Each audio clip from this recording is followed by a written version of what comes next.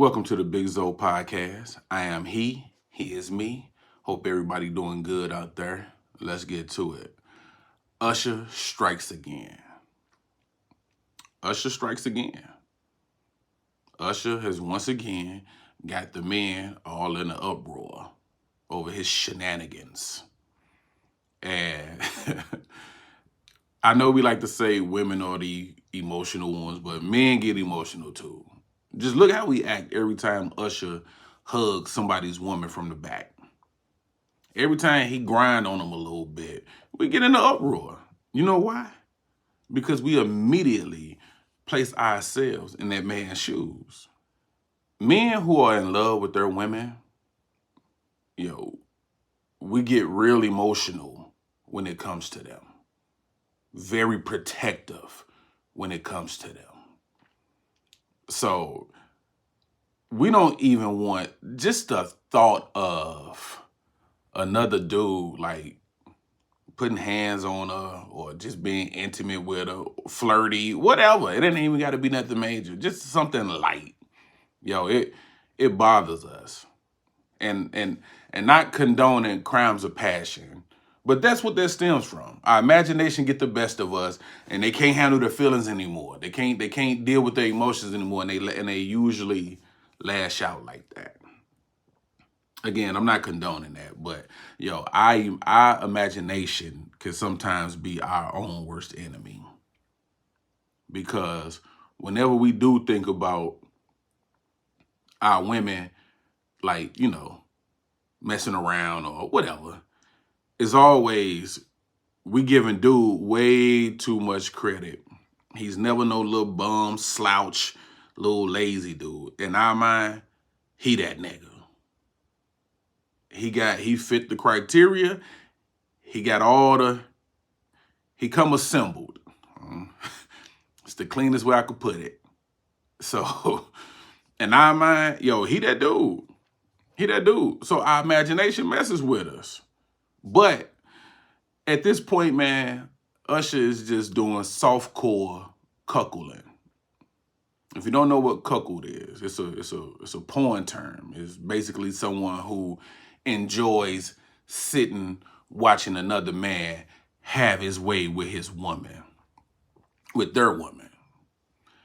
And at this point, it's the softcore version of that. Because as a man, you almost just forced to sit and just go through it while Usher, serenade and, be up on your woman a little bit. Because you don't want to be that guy to ruin the show or possibly ruin the evening and ruin the moment. Because it's a once-in-a-lifetime opportunity. You never going to have this chance again. So, it puts us in a dilemma. It puts us in an emotional dilemma. Pride, ego, everything is at risk during this moment. Because again, you don't want to ruin the moment. You want your girl to be happy and enjoy this moment for life. And not to mention, it's going to pay off in the long run. But if you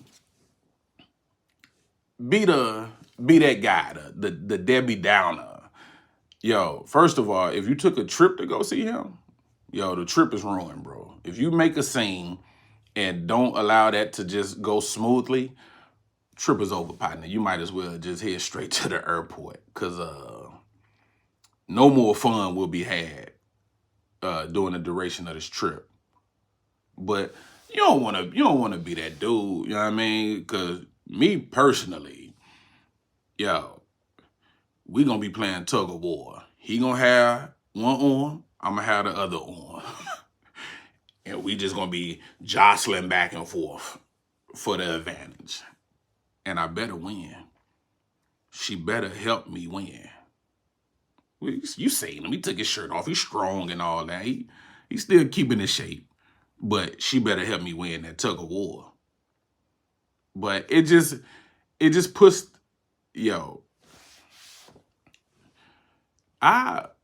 our ego and pride mixed with our imagination going bad on us. That's not a good combination for nobody. But So just the thought of it puts us in an emotional headspace. So imagine being there live and have to, you know, put on that little fake smile and bob your head to the music, and because it's gonna be your jam. It's gonna be your jam. But you got to sit there and try to bob your head a little bit and act like, act like it ain't bothering. You know how we look when we got that stupid that little fake smirk on our face. It's like slight embarrassment, but not full blown. But yo, what do you do? Like, what do you do? Do you let your girl just, rock out? Or do you make a scene? You don't make a scene, man. It's just one of them things, man. You gotta eat that. You gotta just take it on the chin, bro. You gotta just take it on the chin, because you don't want to be that guy. You don't want to be that guy. But I can't even say if the shoe was on the other foot, because it's never gonna be on the other foot. But you gotta just take that, man. You gotta just take that. But Usher, U-S-H-E-R. That nigga gonna be in the E-R. He wrap his hands around baby little waist like that.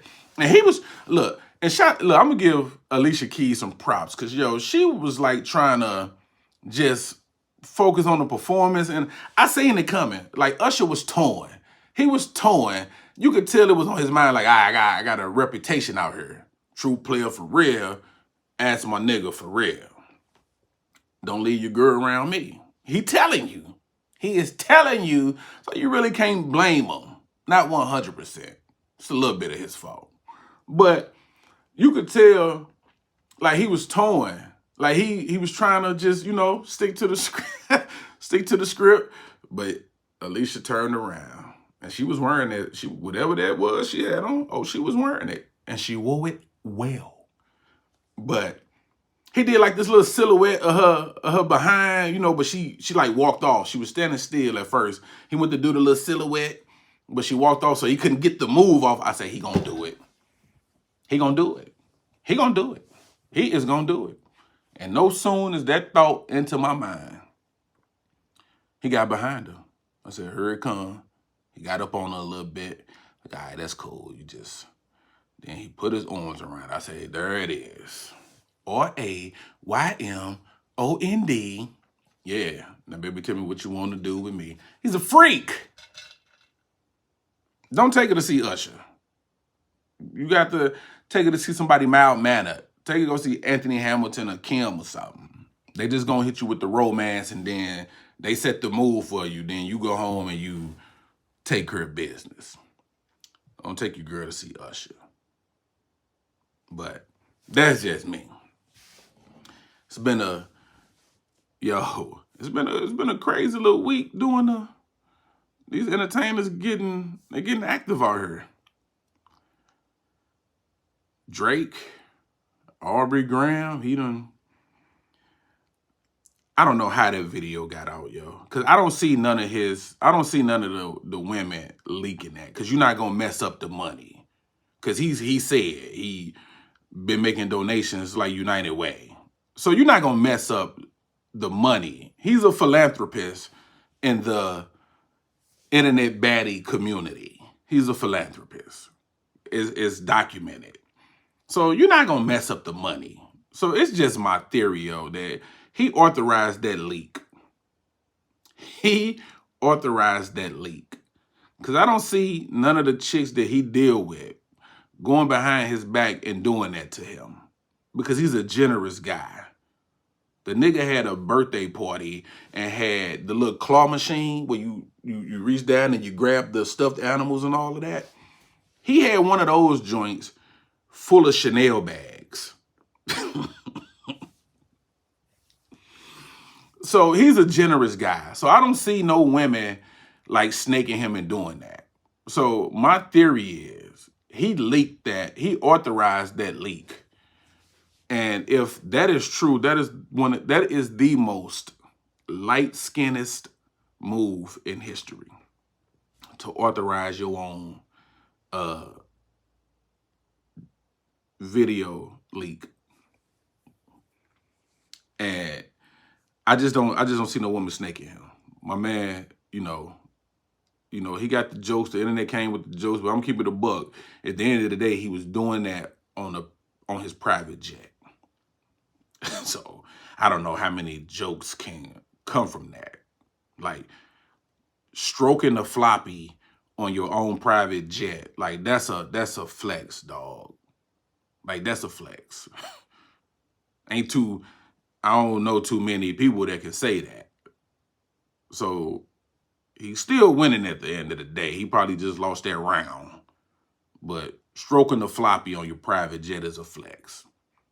Moving along. Issa Rae, whom I love, yo, she's so talented and dope. Like, I like that whole squad. Like her, Robin Thede, Quinta Brunson, like that whole just camp of women, yo, they are dope. But she has or is in the process of acquiring a studio. So she can you're basically cutting out the middleman. Tyler Perry did it, whoever else. But you cut out the middleman. And I read this article where she was saying how these companies, Hollywood is no longer interested in black stories, black projects, just black whatever.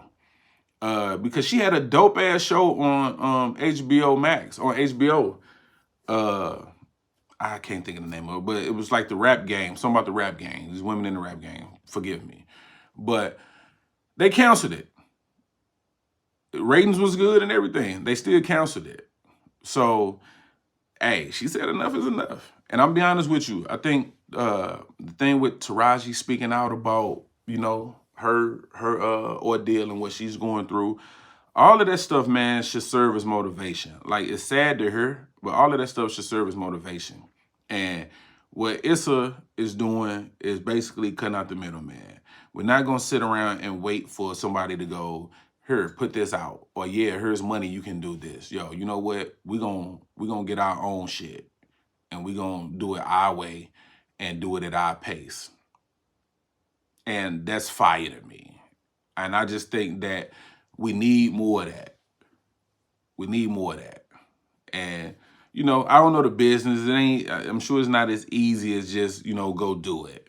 But, it's enough bright people to where they can come together. It's business mind people, it's creative people. Y'all can come together and get that, start making that happen to where cats don't need Hollywood or have to wait on somebody to fund a bag. Like, because nobody wants to go around begging. We all want to be able to just do it ourselves. So I think that's dope. And I'm looking forward to everything that she puts out. She's fire. She's fire. Her pen game is fire. So shout out to Issa Rae on getting that studio. And I'm looking forward to everything that she produces inside of that building. Hey, I was watching Norbit, right? Now, I done seen it about 100 times. But it's a particular scene in there where it just stood out because she was basically torturing dude throughout the whole movie though. But this particular scene did it for me. When they were at the neighborhood festival or picnic or whatever, and they was all dancing and just chilling, everybody was having a good time, my man. Everybody was having a good time, just dancing, eating good, mingling. Yo, all Norbit was doing was just two-stepping and sipping on a wine cooler, just trying to enjoy himself. And Rasputia could not stand the sight of seeing her man just being happy, just being in his own little world, just being happy. He wasn't bothering nobody. He wasn't even up on the little chick he had to crush on. My man was just two-stepping and having a good time, sipping his little wine cooler. And Rasputia comes over and pushes this big-ass concert speaker on the back of his head. All because He was just having a good time, dancing, and, you know, having a little drink. She pushes a speaker on the back of this man's head and embarrasses him in front of his peoples in there. Yo. And we laughed at it. We laughed at it. And I get it's, you know, it's a movie or whatever. But yo, it's situations like that, man. It's men in situations like that where, yo, they gotta have their head down when other women are in a room. And yo, that's crazy. But Rasputia was out of line, yo. Nobody called the police. Nobody did nothing. She was out of line. Her brothers knew us too. But yo, hey, go back and watch that movie, man. I guarantee you're gonna find something different to laugh at every single time. Shout out to Super Bowl champ Travis Kelce for speaking out and denouncing that he is the inventor of the fade haircut. He nipped that in the bud immediately. And he kept it a buck. He was like, why would y'all do that on the first day of February? Like, why would y'all do that to me? The first day of Black History Month, why would y'all do that to me? But he spoke on it real quick. Nah, bro, I just asked for the cut. I created nothing. I just asked for the cut. Y'all got to stop trying to take things from us, man. Shame on you, New York Times, because y'all wrote that. Y'all started that. It had our community in a frenzy. Y'all got to stop doing that to us. It's Kim K with the cornrows all over again. Y'all will rock something that we've been rocking for decades and centuries and then get a little light on it. Now all of a sudden it's a trend and it's fashionable. Stop doing that. We all know Black women set the trend. It's the cornrows, it's the thick lips, it's the hips, it's the style of dress, it's the hairstyle, it's the nails, it's the lashes, it's the slang, it's the business savvy, it's the intelligence, it's just everything. They set the trend. But shout out to Kelce for denouncing that and making things right. Now, nah, he still can't come to the barbecue, though. Can he come to the barbecue? Nah, he ain't with an old girl no more. So he ain't, yeah. But anyway, yo, Monique interview on Club Shay Shay was like fire. And if you haven't seen it, yo, go watch that, because it was a dope interview. And I know, you know, everybody, it was just as good as the Cat Williams interview. So if you want all the name drops and all of that, that's in there too. But all of that got highlighted. But it's a particular spot on there, portion on the show that I feel didn't get enough highlight. And we know why, because, you know, the drama and all of that shit, that's what sells. I get it. That's what's clickable. But in her story of her talking about what she was going through a few years ago, and I'm sure to this present day, she spoke about her husband. And the way she spoke about him, man, was like, it made you want to be a better dude. For real. Because if your woman not speaking about you the way she speaking about her guy, and I don't know the guy's name, so forgive me, but the way she speak about her husband, hey man, we all have room for improvement.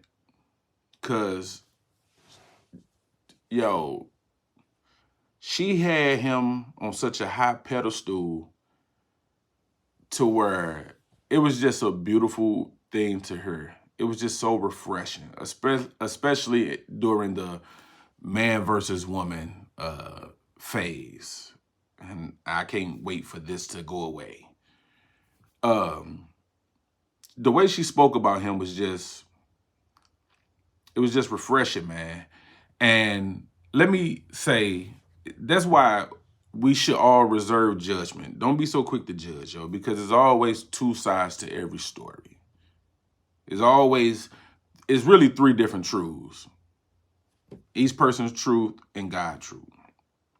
But they did a number on her. Like, they really did a number on her. Like, they had us looking at her really crazy, yo. Her and her husband. Because the way they tried to demean the husband, man, doing her trying to get the business together, like, it was crazy. It was crazy. Like, they had us looking at her and her relationship, like, in a weird way. Like, they did a number on her. That's why, man, these outlets, you got to use your own. You got to use your own, because they'll have you out here looking bad. And they had us looking at her crazy. And honestly, man, I think we all owe her apology. She got receipts. People have admitted to doing things to her. Some people have already apologized and made it right. But the way that they were talking about her husband, like, making him look like he's and he's her manager, but they was making it look like Monique was just like his meal ticket, or he's along for the ride. Because you know how the media treats the husband when he's not the famous one, when he seems to be the regular person in the relationship. The man really doesn't get any kind of respect. You saw that you saw that with Keke Palmer's situation. Like, they was telling little buddy, just shut up and be happy that you are there. Like, he's some bum dude. But so you see how that goes. But they had us looking at him bad. Because she referred to him as daddy, and they have that type of dynamic, where they use that type of language. They had us looking at them like they was weird, like they was the weird ones, yo. And if you watch this interview and the way she breaks it down step by step, and the way she talks about what they were going through, it makes perfectly good sense. She spoke about how he basically raised her. And she said, I know I'm gonna catch a lot of flack from women when they hear that. But then she went on to elaborate about how she was she was young, getting that bread, because they were like best friends at one before they became lovers. How she was young, doing her thing, can't nobody tell me nothing, I'm gonna do it like this and whatever. And he basically helped her mature. He showed her that's not it. That's not the way. That's not how you find your happiness. And he showed her. And I think we all need that. We all need that, because we all think we know what we want. We all think we know what we want. But we don't. We have an idea. But it's a difference between knowing what we want and knowing what we need. Like I said, we all have an idea of we think we know what we want. But do you know what you need? Have you had that moment of clarity to where you know what you need? Or you still think what you want is what you need? Because for Monique to admit that he, helped raise and mature her into this woman that she is today, that's a person that looked within and did some soul searching and had to come to grips with some unflattering things about herself and make a conscious decision that I have to make some changes, because if I want whatever I want, I need to do something different, because apparently this is not working for me. And I think we all need to get to that point to where we have that moment. And the minute we do that, the minute we could turn this thing around. Because it's so ugly out here that, hope is lost. Nobody believe in love anymore. Nobody feel like, everybody is coming to grips with, well, I'm probably just gonna be single for the rest of my life. And that's sad. That saddens me. You get to the point where you just be like, well, I'm probably ain't gonna, find love, or love ain't gonna find me. And that's just not a good, this is not a good thing, man. That's not a good thing. That's not a good thing. But the way, just the way she spoke about him, because they did a number on her. They had us looking at Monique like she was, difficult attitude, like her husband was like controlling her and running her, and they just, they had us looking at them real crazy. And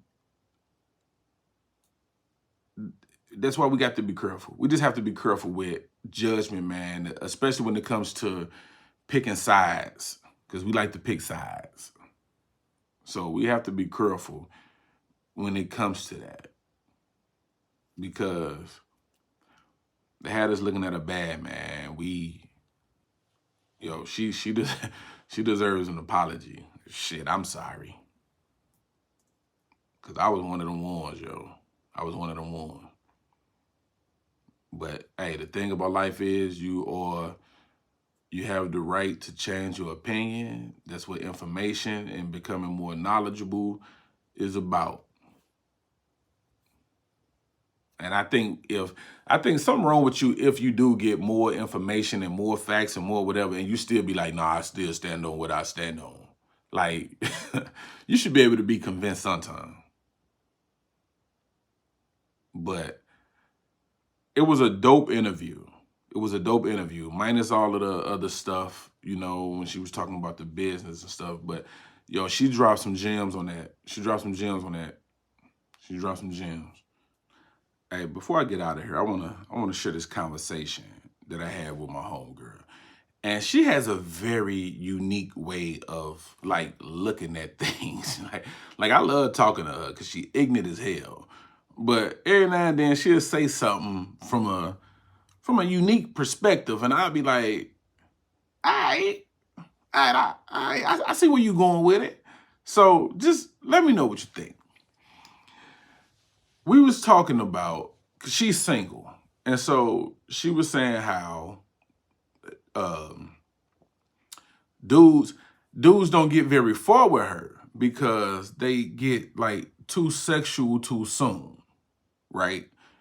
Or they just get too personal too soon. Like after a couple of text messages or maybe like a day or two of talking or something, then they start trying to take the conversation kind of left.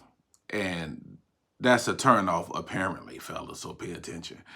That's a turnoff.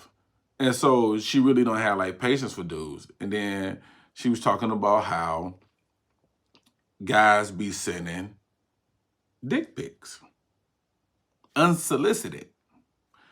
And she said it used to piss her off. And she used to like, cuss them out like in the worst way and then block them. But she said then she thought about it. Maybe these guys are doing her a favor. So she was like, because them sending that too soon, you get to see what the package is. She said, because sometimes women run into, they really start liking a guy and they hit it off, everything is good. And then they get to the intimate part, it's time to get intimate, and the equipment is not to their satisfaction. And now they're in a predicament to where, do they try to make this work with the guy, or do they just cut ties and go their separate ways? Because you hate to waste time. And then at the same time, you don't want to make a mistake and like hurt this guy's feelings because he's a nice guy, but he just can't satisfy you. So you don't want to run the risk of doing that. So she was saying, hey, it should be a requirement now. As soon as you start talking to a guy, blah, blah, blah, you ask him, yo, send that dick pic. Let me see what that thing look like. And if it ain't satisfactory, then you move on. And I kind of thought about that. I'm like, yo, that's interesting. But it can't, you can't be barbaric about it though. I think you got to be a gentleman about it. So I think that should be on the fellas to do. Like the women shouldn't even have to ask. I think the fellas got 30 days to send them that joint. But you let them know, hey, I really like you.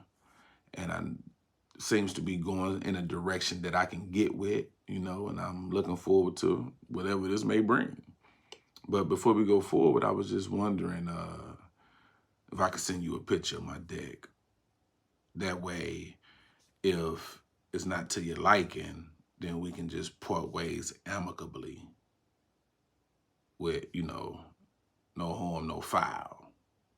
But if it is to your liking, then let's continue to pursue this and see where it goes.